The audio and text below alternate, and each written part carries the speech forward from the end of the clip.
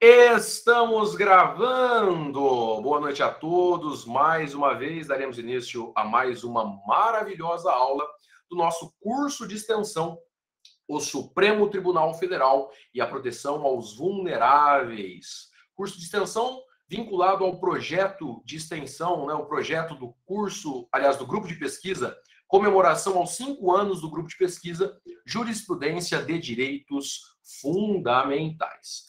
Hoje, então, nós vamos dar aí continuidade à nossa matéria, ao nosso conteúdo. Nós vamos encerrar a infindável aula 1, a interminável aula 1 hoje, né? Começaremos finalmente os direitos dos vulneráveis em espécie. Vamos começar a estudar aí a... Pessoal brincando aqui no chat. Vamos começar a estudar direito das mulheres, direito dos negros e direito dos deficientes. Eu quero dar uma boa noite especial a uma visita que está nos prestigiando hoje, né? Nosso querido Pedro Miguel, que é o mascote do grupo de pesquisa a partir de agora.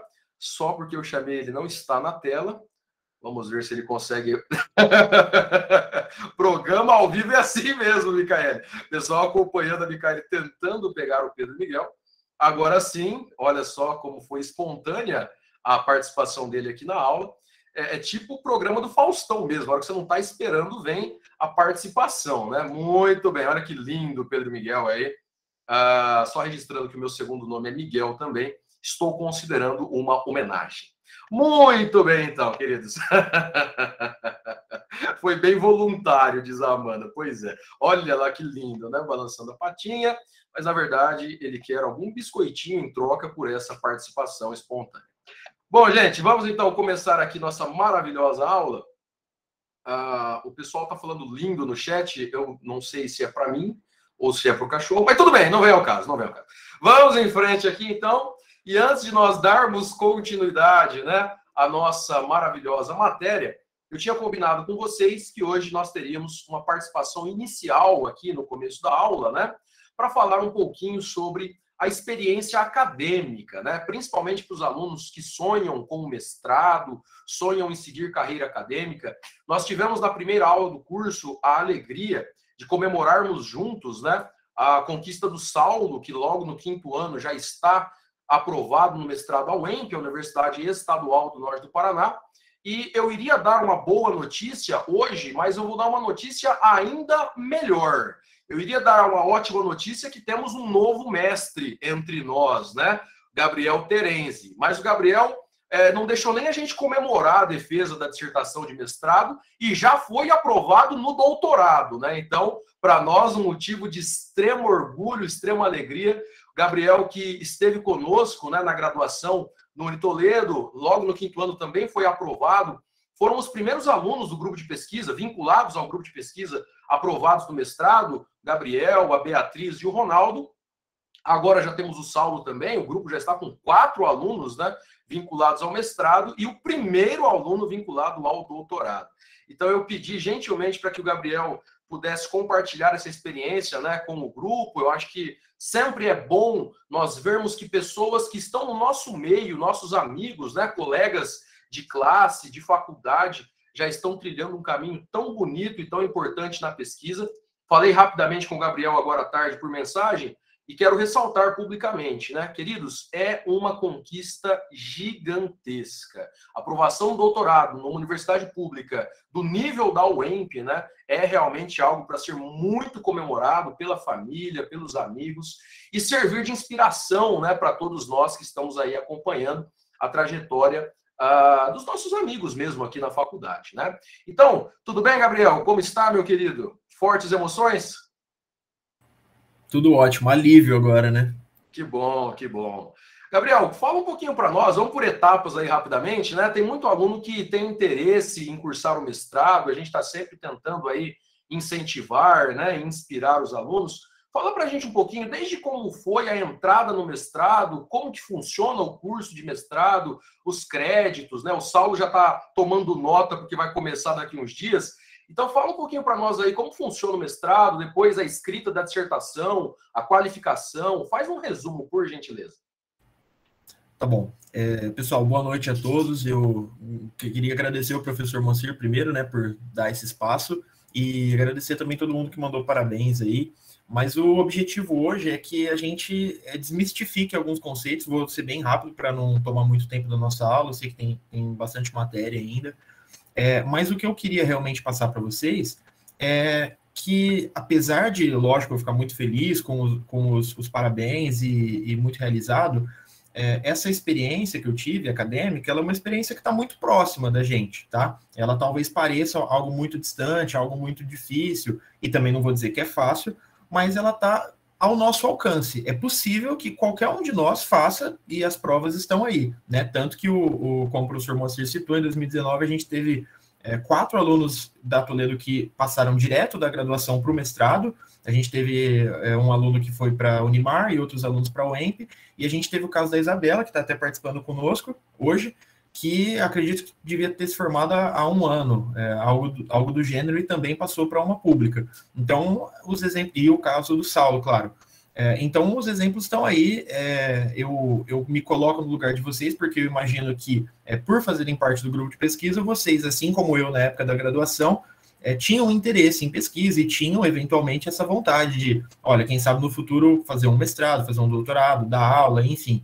Mas eu, pelo menos, achava, quando eu estava na graduação, que isso era algo muito distante, era algo que precisaria ter uma carreira muito longa para conseguir isso, ou que precisaria de muito dinheiro, gastos muito exorbitantes, assim, e na minha cabeça isso não era algo próximo. E acabei conseguindo a prova de que, na verdade, é possível. De novo, também não vou dizer para vocês que, olha, é muito fácil, é para todo mundo, faz de qualquer forma, não.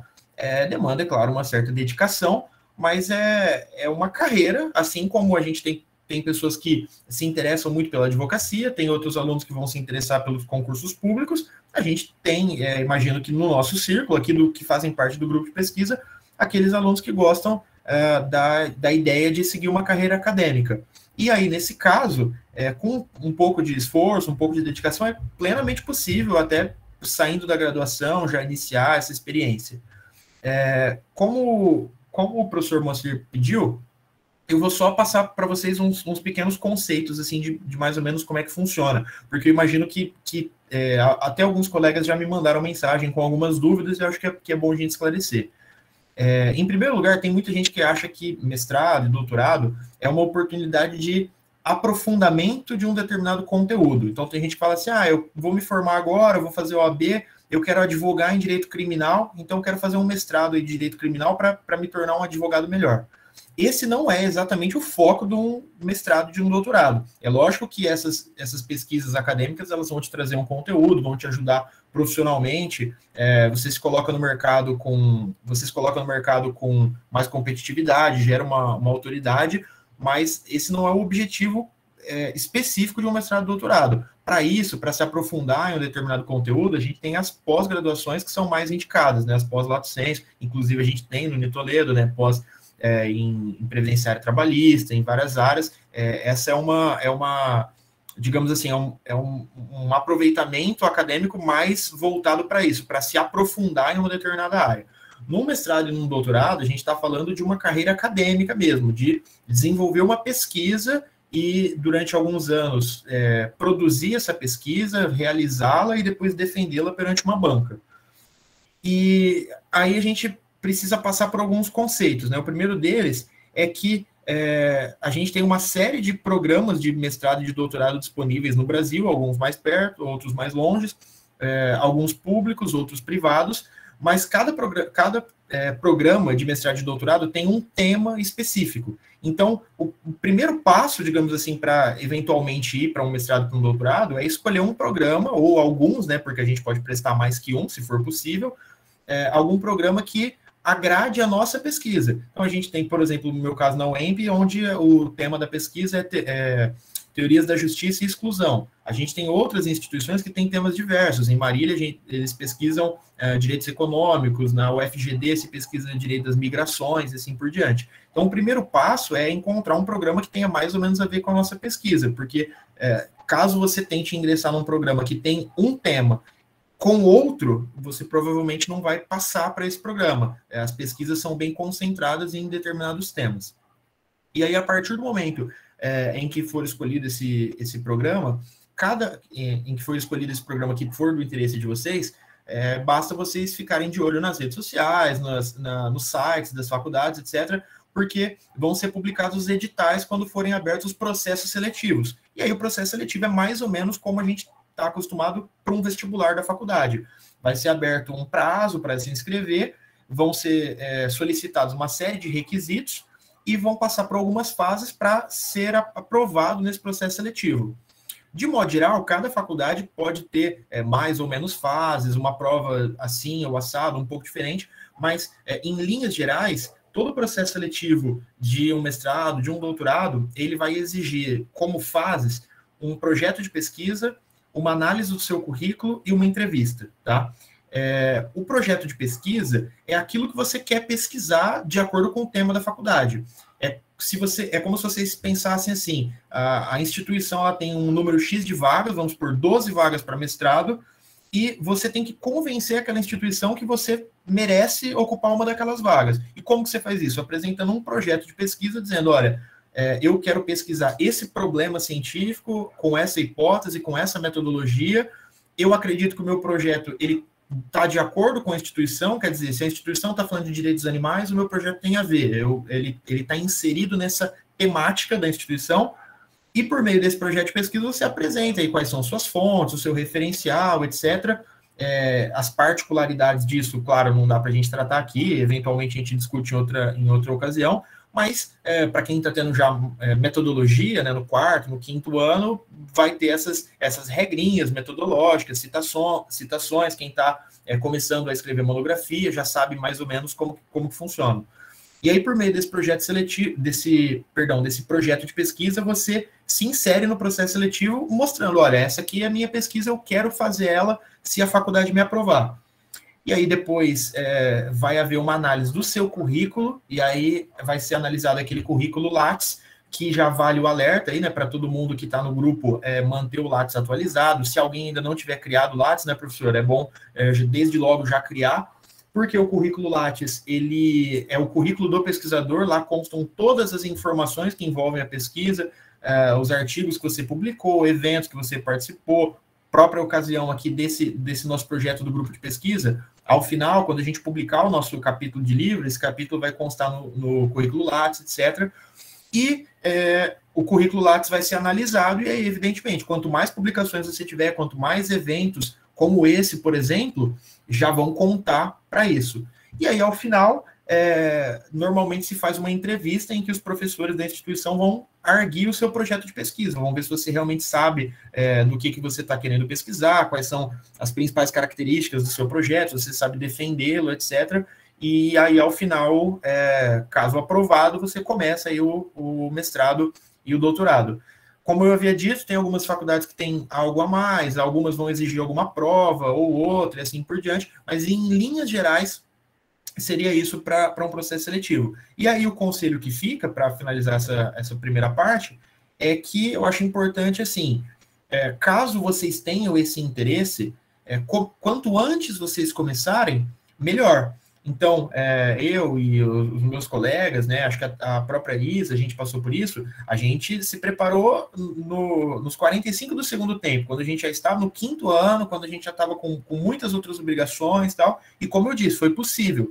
Mas, especialmente para vocês que ainda estiverem no terceiro, no quarto, nos anos anteriores, tem total possibilidade de ir se preparando para isso. Então, como se prepara para isso? Bom, para o projeto de pesquisa, evidentemente, vocês têm que ir começando a pensar no que vocês querem pesquisar, vendo as faculdades que interessam vocês, etc.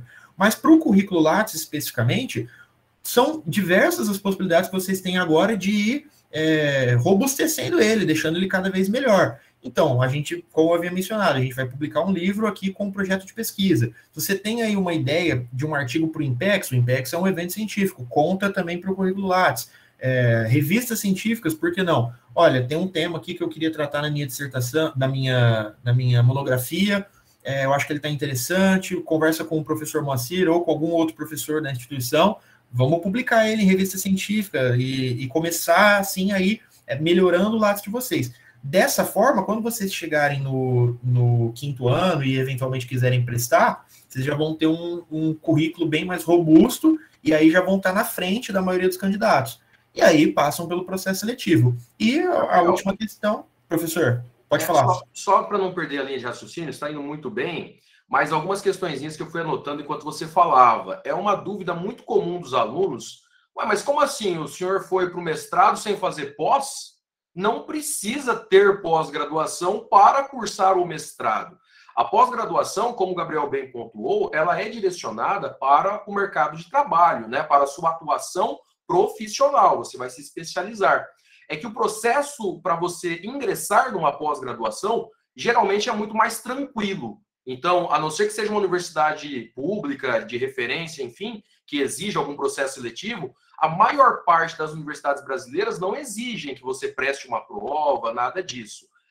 Uma outra questão que o Gabriel também destacou é que nós temos mestrado profissional, que é uma outra ideia. O Saulo, o Gabriel, no meu caso, dos nossos professores, são mestrados acadêmicos. Então, o foco é a formação de pesquisadores e professores universitários. Esse é o foco.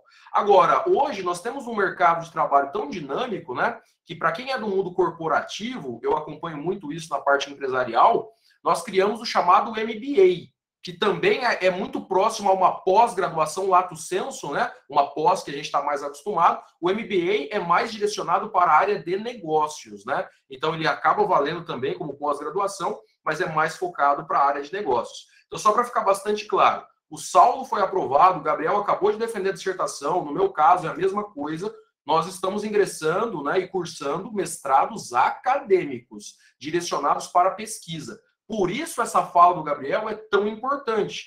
O que vai ser analisado no seu currículo? Se você tem uma perspectiva de pesquisador, se você tem elementos que demonstrem, né? Por isso que a gente está sempre insistindo, gente, tem que publicar artigo, gente, tem que participar de evento, gente, é importante estar no INPEX, é importante escrever para outras instituições. O nosso grupo de pesquisa em 5 anos tem colocado os alunos em grandes universidades aí, em vários eventos, né? O Saulo mesmo participou muito comigo aí, Federal de Minas, entre outras, né? Maria Luísa, mais recentemente, na USP, Federal do Ceará. A gente tem muitos alunos conseguindo, desde os primeiros anos até os últimos anos, né? Essa trajetória. Uma outra questão que o Gabriel colocou, que é muito importante. Gente, todo mundo tem oportunidade, mas é necessário uma preparação. Então, se você pegar o currículo dos meninos, vocês vão perceber que não foi assim do dia para a noite que eles conseguiram essas aprovações. Então, tem muita dedicação, muita leitura, muita produção, né? Inclusive, esse era um ponto que eu queria destacar. Agora o Gabriel vai até intensificar, né? Porque está subindo um nível. A carga de leitura no mestrado e no doutorado é algo, assim, considerável, né? Então, você tem que ter uma preparação de tempo, inclusive, para se dedicar aos livros, aos artigos científicos. E, olha, vou te falar uma coisa, o professor Meneghetti estava comentando comigo, lá na USP, o professor Wagner Menezes joga texto em francês, joga texto em inglês, e você que se vire, meu irmão, você que quis entrar aqui, entendeu? Então, assim, você tem que ter essa disposição, a Isabela até estava destacando esse ponto também, você tem que ter as línguas estrangeiras, né? No mestrado, uma língua estrangeira, no doutorado, 2. Vai ter provas sobre isso. E, geralmente, universidades mais sérias, né? A UEMP, por exemplo, não aceita o espanhol. O quê, Brasil? Pelo amor de Deus, como não?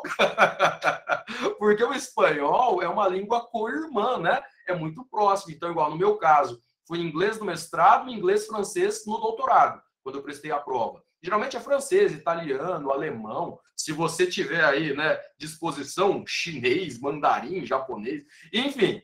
Mas assim, queridos, então essa é uma outra questão importante para vocês se prepararem, né? Que vai ter uma prova de língua estrangeira no mestrado. Outra questãozinha para finalizar, e aí eu volto para o Gabriel concluir o raciocínio, é a importância, né? O Gabriel mesmo conciliou, ele conseguiu conciliar a advocacia com o mestrado. Eu também fiz isso, mas a bem na verdade é que no início da carreira isso é possível. Depois fica bem mais complicado. Eu sou um exemplo disso, né? Eu estava no doutorado, tive uma série de questões profissionais. O Dr. Habib faleceu, inclusive, que é o advogado-chefe do nosso escritório. eu consegui qualificar no doutorado, mas não consegui concluir ainda. Então, assim, vai ficar, né, mais para frente aí para terminar esse sonho do doutorado. Mas, assim, tomem cuidado, porque, professor, eu vou estudar para concurso, vou advogar e vou fazer mestrado? Não, você não vai, filho. Você não vai. A Bíblia diz que não se pode servir a dois senhores, né? Eu, Gabriel, o Saulo, agora, a gente é meio na loucura de tentar conciliar a advocacia com o mestrado. Mas, assim, tem que ter organização. Universidades sérias, gente. Eu lembro que no começo do mestrado era um livro por semana. O pessoal toca o terror mesmo, né? Vai jogando as leituras e você que se vire. Então, assim, tem que ter tempo. E aí eu só queria que o Gabriel destacasse, nesse finalzinho, a ideia da qualificação e a ideia da defesa. Porque na dissertação, você vai ter 3 professores avaliando, com um observador externo, né, um professor de fora, e no doutorado, o Gabriel vai se preparar agora para a defesa da tese, são 5 professores. E aí, queridos, se vocês querem ver o que é um banho de sangue, assistam, né, qualificações e defesas de teses, né? Porque ali, meus filhos, é o último nível, é o último degrau da academia. Pós-doutorado não é título, gente. O pessoal acha que PhD é mais importante. Pós-doutorado é uma pesquisa supervisionada, né? O doutorado é o nível mais elevado aí, título mesmo, né? Então, ali você coloca 5 professores que vão exigir no máximo. Então, o pessoal acaba... Até uma dica, viu, Gabriel? Na minha qualificação, eu não levei ninguém. Nem minha mãe não assistiu, porque eu poupei ela do sofrimento, da humilhação pública, né? Porque assim, o pessoal fala, o pessoal não gosta de você, não é possível, né? Porque realmente existe, né, essa tradição aí de um massacre, né? Isso aí o pessoal já sabe, é natural que isso aconteça. Mas fala um pouquinho então, Gabriel, como foi aí o processo da dissertação, a leitura, quantas páginas deu a dissertação, a qualificação, a defesa? Conta um pouquinho para nós rapidamente. Bom, então, só para concluir, nessa linha, né, como o professor explicou, depois do ingresso no programa, vocês vão ter de cumprir uma série de créditos, né? O que são esses créditos? São os equivalentes às nossas aulas, né? Só que os créditos, eles são diversos requisitos que vocês têm que ter para concluir o programa, tá? E aí vai ter um período aí para vocês cumprirem todos esses créditos. Então, no mestrado e no doutorado também, vão ter aulas, tá? Aulas, não é todo dia, igual a gente está acostumado na graduação, são mais espaçadas, às vezes a cada 15 dias, às vezes uma vez por semana, etc. Mas essas aulas, elas vão ajudando vocês a cumprirem créditos, vocês têm que também continuar produzindo, escrevendo artigos, participando de eventos, isso também contam os créditos, mas desde que vocês cumpram todos esses créditos, façam as aulas optativas que eventualmente tenham, participem dos eventos, publiquem os artigos.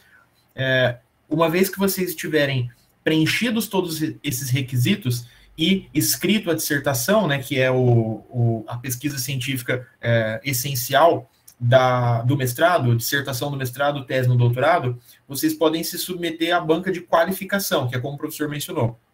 A banca de qualificação é uma banca em que estão presentes os professores, normalmente podem até ser os professores da própria instituição, o seu orientador ou orientadora e outros professores, e eles vão fazer uma análise do seu trabalho e verificar se o seu trabalho ele se sustenta, se está, pelo menos, digamos assim, aceitável, e se você preencheu todos os demais requisitos.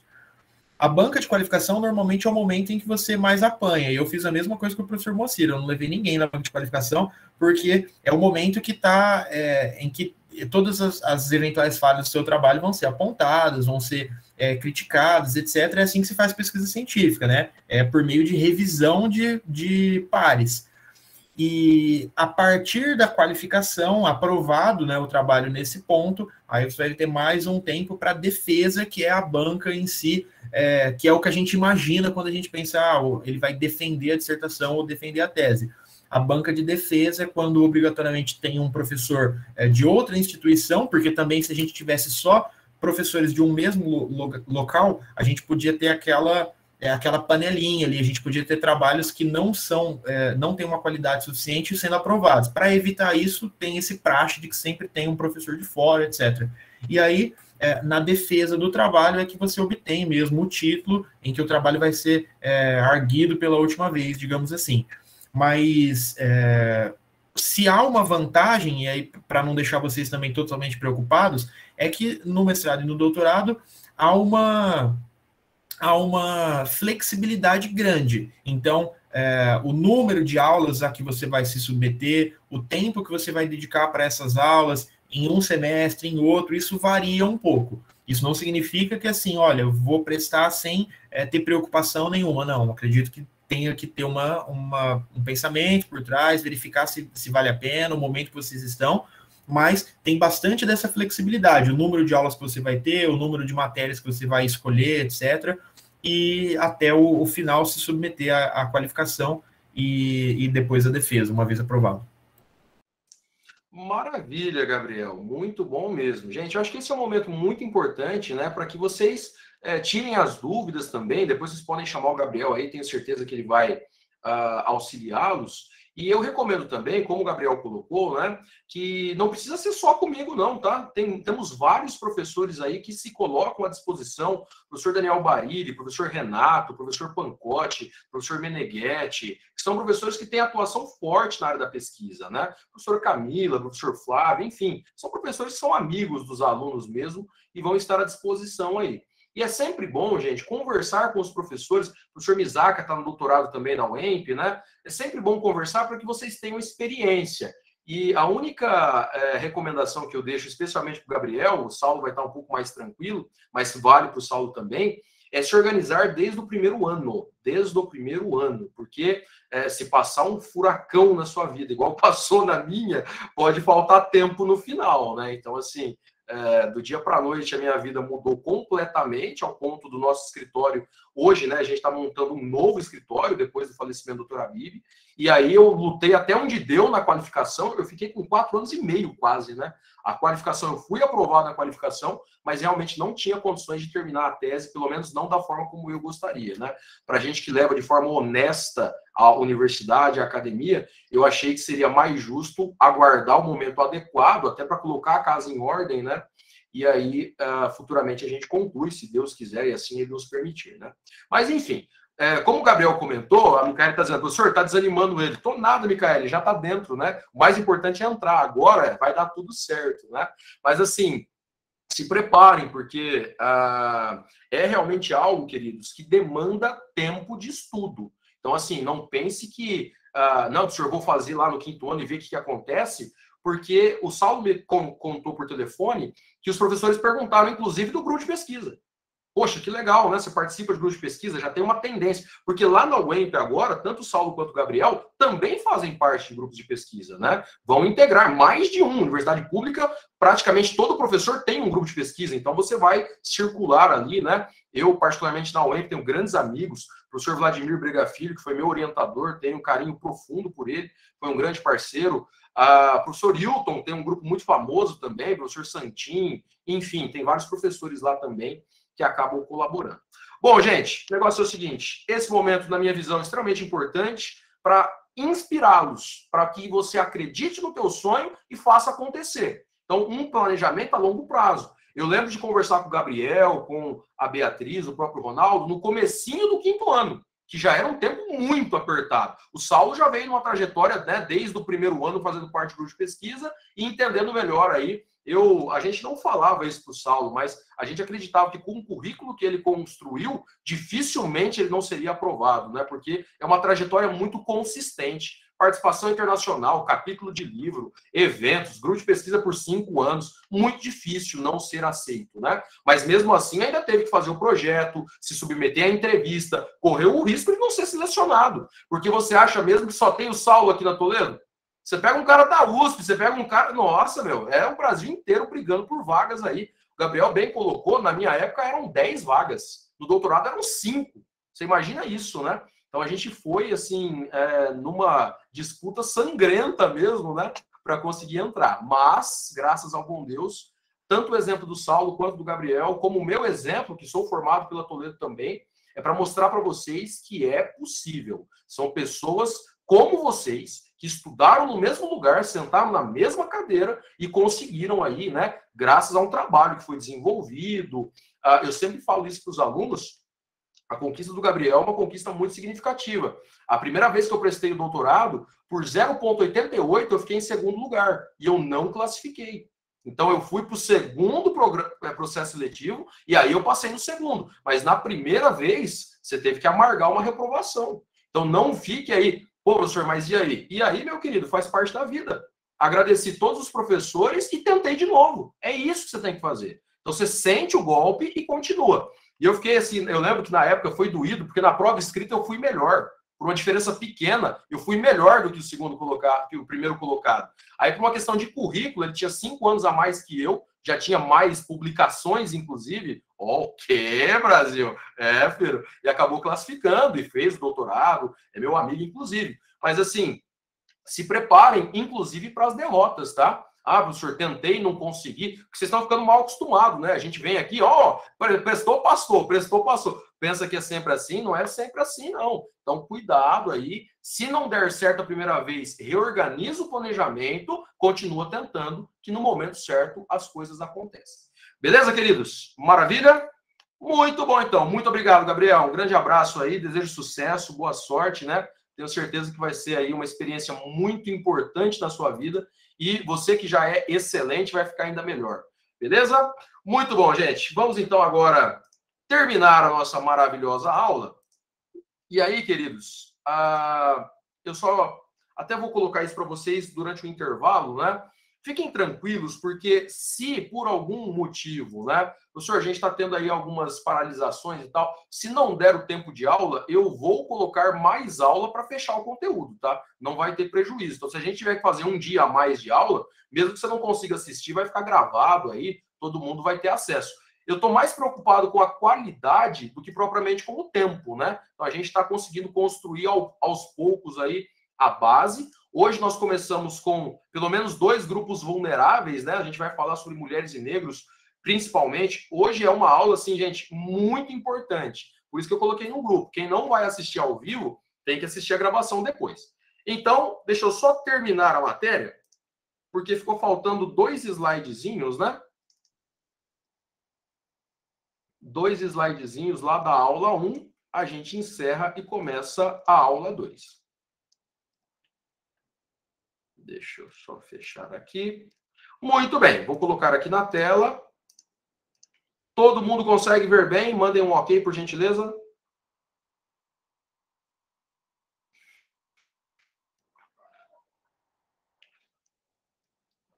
Maravilha, então. Olha só, queridos. Nós estávamos estudando o finalzinho da aula sobre jurisdição constitucional. Nós falamos do controle de constitucionalidade, esse exercício de verificação judicial da compatibilidade das leis com a Constituição. E no Brasil, vocês sabem, todos os juízes podem fazer o controle difuso de constitucionalidade. E nós temos, né, com maior ênfase, é mais famoso, inclusive, o controle de constitucionalidade concentrado realizado pelo Supremo Tribunal Federal. Deixa eu só destacar um ponto que muita gente não sabe ou às vezes esquece. Não é só o Supremo que faz esse controle. Os tribunais de justiça, TRFs, também podem fazer. Estudem isso, né? Não sei se vocês sabem, mas nós temos ações diretas de inconstitucionalidade nos tribunais também, não é apenas no Supremo. Tem um regramento próprio para isso, inclusive, né?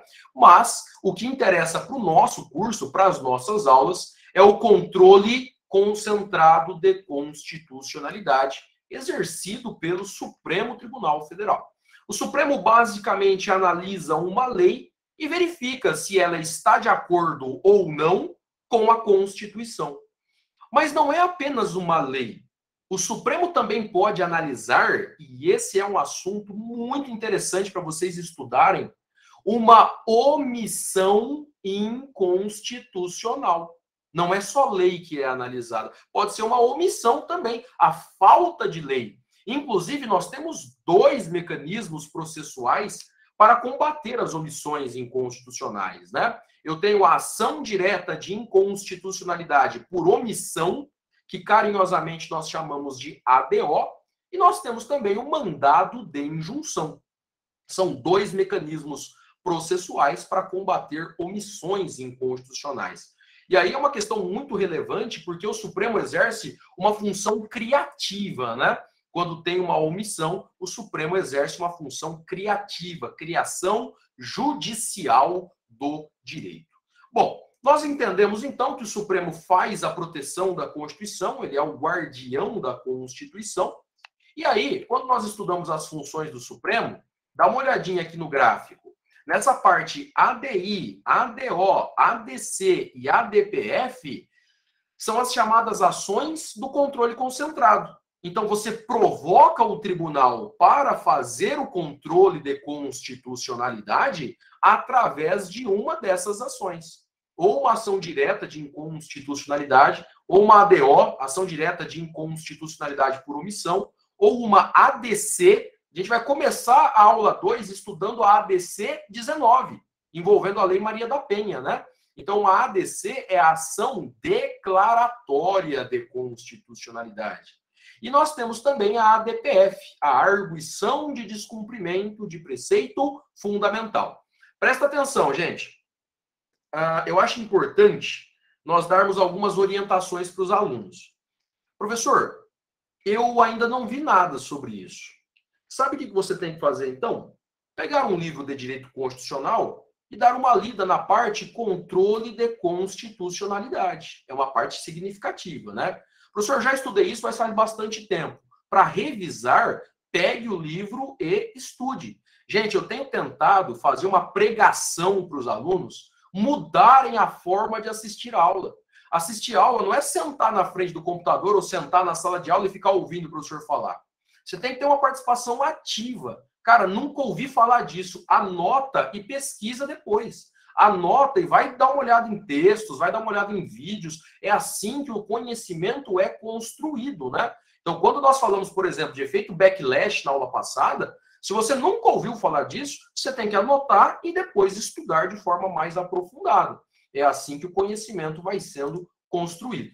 Então, queridos, depois que vocês revisarem, né, a matéria controle de constitucionalidade, quem não estudou vai estudar no terceiro ano, querida professora Camila, é a professora de Direito Constitucional, vocês então vão estudar cada uma dessas ações.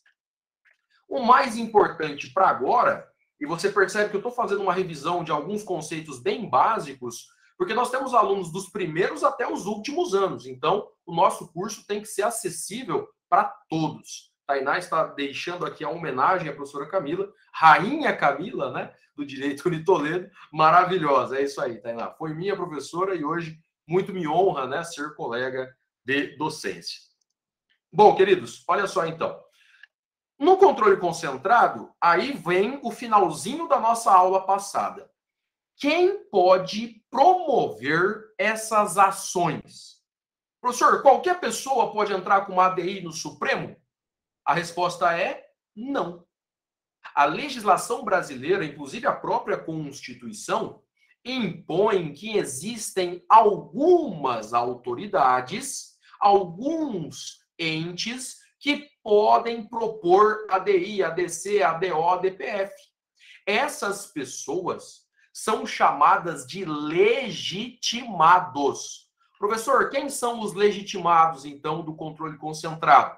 São as autoridades ou instituições que podem promover, que podem ajuizar, pode pôr o processo lá no Supremo. Quem são os legitimados, professor? Dá uma olhadinha no artigo 103 da Constituição. O presidente da República, a mesa do Senado Federal, a mesa da Câmara dos Deputados, a mesa da Assembleia Legislativa ou da Câmara Legislativa do Distrito Federal, o governador de estado ou governador do Distrito Federal, o Procurador-Geral da República, o PGR, o Conselho Federal da Ordem dos Advogados do Brasil, partido político com representação no Congresso Nacional. Esses são os legitimados que estão previstos no artigo 103. Lá na lei da súmula vinculante, nós temos um detalhamento, né, de quem são esses legitimados também, acaba repetindo a maior parte dos que estão na Constituição. Deixa eu te dar um exemplo aqui. Quando nós estudarmos o primeiro caso, depois do intervalo, a Lei Maria da Penha, a ADC número 19, vocês vão perceber que quem propôs essa ação no Supremo foi o presidente da República. Quando nós estudarmos, ainda na aula de hoje, talvez no máximo na aula de amanhã, a ação que envolve a tese da legítima defesa da honra no tribunal do júri, que o Supremo julgou inconstitucional, quem colocou essa ação no Supremo foi um partido político. Quando nós estudarmos na aula sobre pessoas LGBTQIA+, a união estável homoafetiva, quem promoveu essa ação no Supremo foi o governador do estado do Rio de Janeiro. Está entendendo a lógica? A Constituição autoriza que todas essas autoridades do 103 ajuizem ações no controle concentrado. E uma vez provocado, o Supremo tem que decidir. Agora, uma questão muito importante, queridos, é que a gente falou, inclusive, né, a legítima defesa da honra foi um partido político, foi o PDT. Mas tem outras questões, né? O PGR, mesa da Câmara, mesa do Senado. A questão é que antes, preste muita atenção nisso, antes da Constituição de 88, só o PGR poderia promover ações.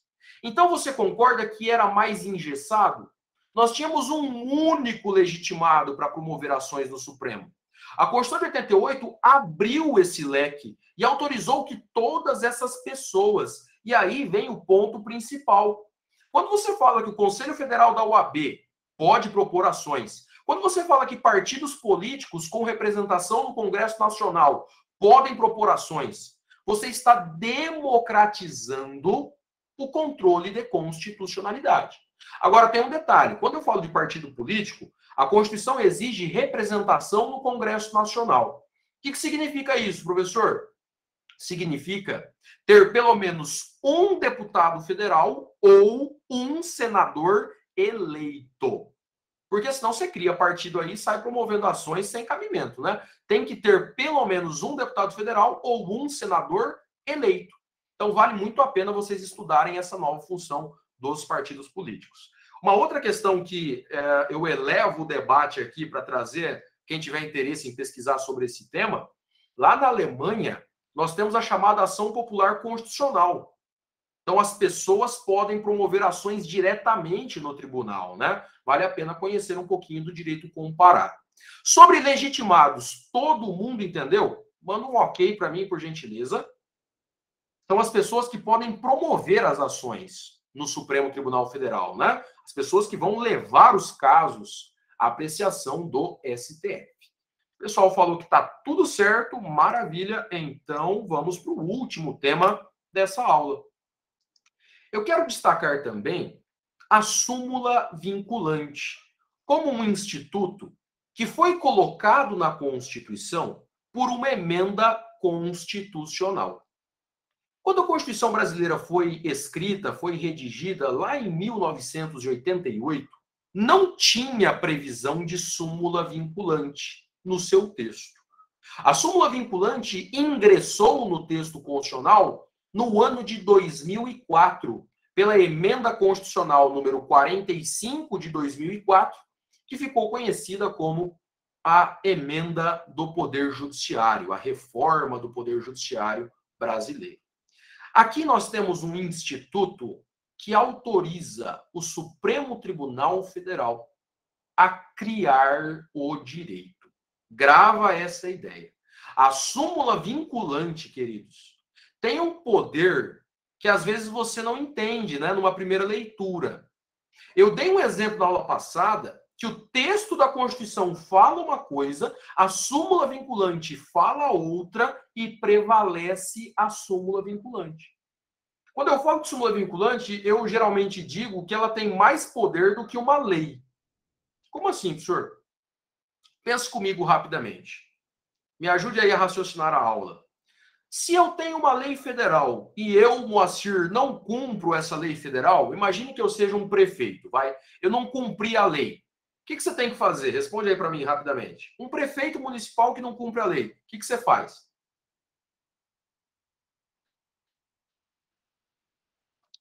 Senta e chora? A Micaele está falando, não, senhor, tem que aplicar a sanção correspondente. Ô, Micaele, mas vamos começar do começo. Vamos começar do começo. Tem um descumprimento da lei. O que você tem que fazer, gente? Vai, Brasil, rapidamente. Vocês estão pensando em algo muito elaborado. Se tem uma ilicitude, o Maurício falou, denuncia. Maurício, então, mas vamos pensar um pouquinho melhor. Quando você passa o cartão de crédito e demora um pouquinho, você lê na máquina, o que está escrito lá? Vai, Brasil. Está escrito processando. Isso, Micaele. Processo absurdo. Exatamente. Tem um descumprimento à lei, processa. Processa, muito bem. Ajuiza uma ação judicial. Esse processo tramita onde, queridos? Contra o... Vamos pensar aí, não precisa nem ser prefeito, mas em regra, ele vai tramitar em primeira instância. A não ser que tenha casos de foro por prerrogativa de função do prefeito. Mas, em regra, né, as ações tramitam em primeira instância. Na primeira instância, o teu processo vai ser julgado por um juiz. O juiz sentencia o processo. Cabe recurso para onde? Vai, Brasil, rapidinho. Para o TJ, Tribunal de Justiça. Parabéns, Micaele e Maurício. O TJ ou o TRF, 3 desembargadores vão proferir uma decisão, que nós chamamos de acórdão. Sentença é decisão de juiz, que encerra o procedimento em primeiro grau, né? Ele vai terminar o procedimento em primeira instância. O juiz, então, ele profere a sentença, você recorre, leva para o TJ, TRF, e o TJ vai proferir um acórdão. Desse acórdão ainda cabe recurso? Sim ou não, rápido? Ainda cabe recurso. Para onde? Responde aí, rapidinho. Cabe recurso para o STJ e cabe recurso para o STF. Se você está atento à aula de ontem, se você estava atento, qual recurso cabe ao STJ? Especial ou extraordinário? Cabe RESP, recurso especial. Parabéns. Ao STJ cabe recurso especial. O STJ, por uma de suas turmas, vai decidir o recurso. Profere um acórdão. Acórdão, decisão de tribunal. Contra essa decisão do STJ, ainda cabe recurso ao Supremo? Sim ou não, rápido? Ainda cabe. Agora sim, gabarita aí. Qual recurso? O nosso querido recurso extraordinário. Muito bem, Heitor. Muito bem, Micaele, Richard. É isso aí. Então vamos lá, gente. Se uma lei federal for descumprida, quantas instâncias você percorre para chegar no Supremo? 3 ou 2, né? Ou, aliás, 3 ou 4. Porque assim, do TJ pode ir direto, se contar a primeira, 3 ou 4. Mas a grande questão é a seguinte. Para você levar uma ação até o STF em Brasília, vai ter que passar pelo TJ, talvez tenha que passar pelo STJ, para só depois chegar no STF. Sabe o que acontece se alguém descumpre súmula vinculante? Por isso que eu digo que ela vale mais do que a lei. Se alguém descumpre súmula vinculante, cabe reclamação constitucional direto no Supremo. Parabéns, Richard. É o que está escrito no parágrafo 3º do 103A. Olha lá, gente, do ato administrativo ou decisão judicial que contrariar a súmula ou que indevidamente aplicar, caberá reclamação ao Supremo Tribunal Federal.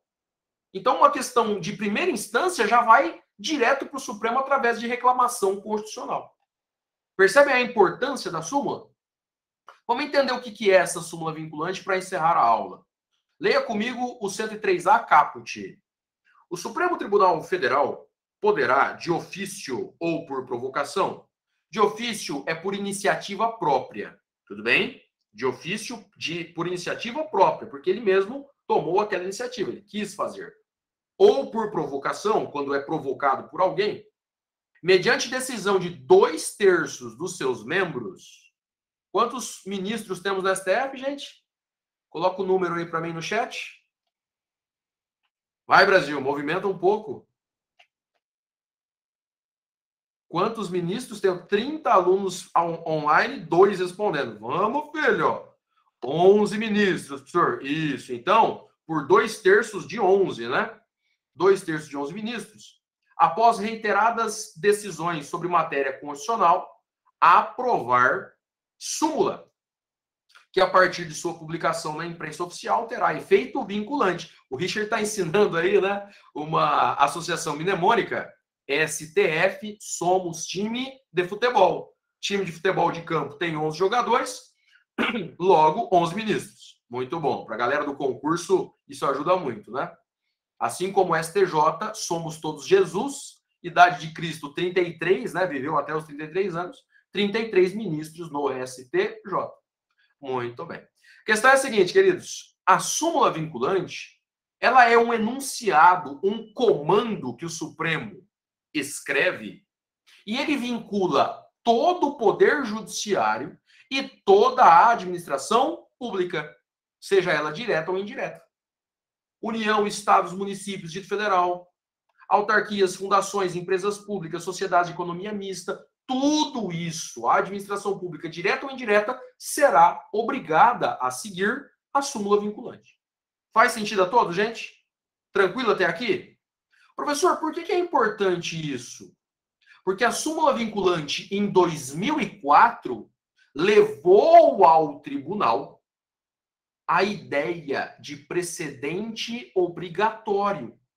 Ela reforça. Então, eu posso pensar, o Supremo, quando decide uma ADI, ADO, ADC, ADPF, vale para todos, controle concentrado, eficácia erga omnes, e quando edita uma súmula vinculante, aquela decisão também obriga a todos.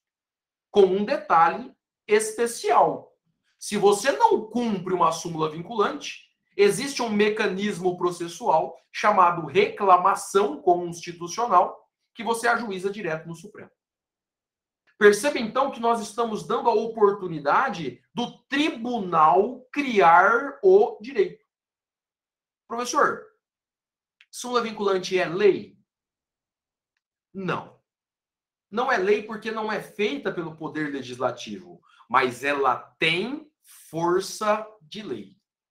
Súmula vinculante tem força de lei. A Constituição Brasileira, no artigo 5º, diz que pode prender o depositário infiel. A súmula 25, súmula vinculante 25, diz que não pode. É ilícita a prisão civil. Hoje, no Brasil, juiz nenhum manda prender o depositário infiel, porque existe uma súmula vinculante no STF. Percebam, então, que nós estamos dando cada vez mais poderes ao tribunal para que ele faça o direito, para que ele crie o direito. Todo mundo junto até aqui?